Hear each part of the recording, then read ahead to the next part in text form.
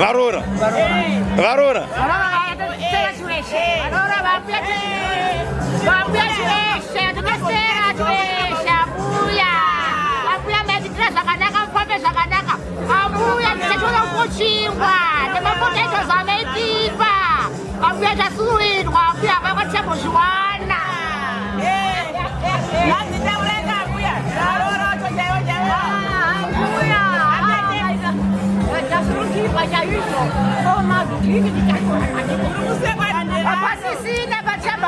Apa magara baba magara minister. Baba magara minister. Eh? Baba magara minister. Magara wo.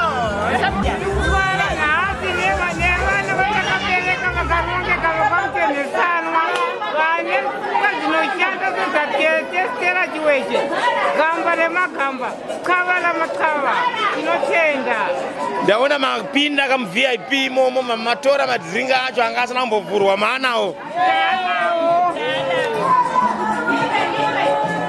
Mu VIP pacha.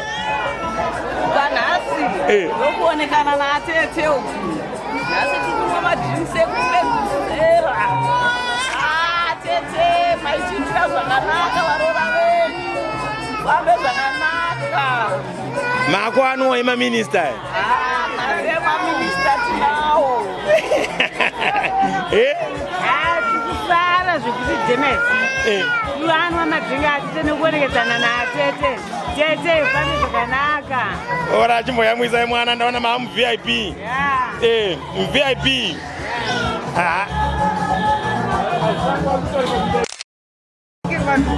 Ndakapikirwa zvakanyanyisa vemhuri yekwamutendekano.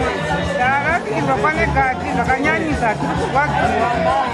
Dai kwangobukira rimwe buko rakaita satete. Zuva ramusikakanganwe natete wenyu. Zuva risingakangani natete vangu. Zuva ravakatanga kusvika pano pamusha vachitidaidza tete varora. Vachititaura zvavaita mutemo yavo. Tete vanondirwadza. Havana zvatingagone kuita kutonga pamwacho. Fambe zvakanaka tete. Vaiti kudii chimwe chete chete.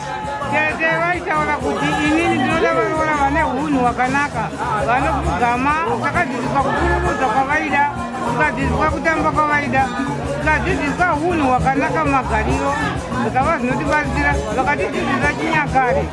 Tete vakatidzidzisa chinyakare. Vakataura kuti vanasikana ngavarege kupfeka tumabhurukwa.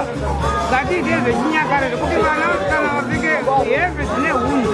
Tete mapfekera vari kuita mazuva ano. Tete vaida kutidzidzisa zvakawanda zvechinyakare. Matete vainwa mvura yemuchisipiti. Vaisanwa mvura yemubhoro kana yepai. Vaiteedzera zvechinyakare. Pane chisipiti chiri parikova. Ndo mvura yavo. Ko kubika vaigona ere? Tete vaigona kubika namba 1 yacho. Chii chamakafundisa kubikira varume? Vakatidzidzisa kubika zvechinyakare, mufushwa wemunyemba nedovi, kwete zvamazuva ano zvechirungu.